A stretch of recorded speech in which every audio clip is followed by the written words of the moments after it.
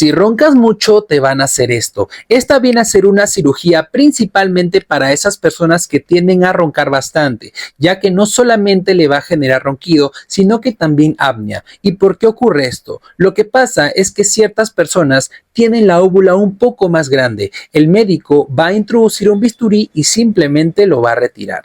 Luego de la cirugía, el paciente puede presentar cierto dolor al pasar los alimentos y eso sí, va a estar prácticamente prohibido el consumo de alimentos picantes.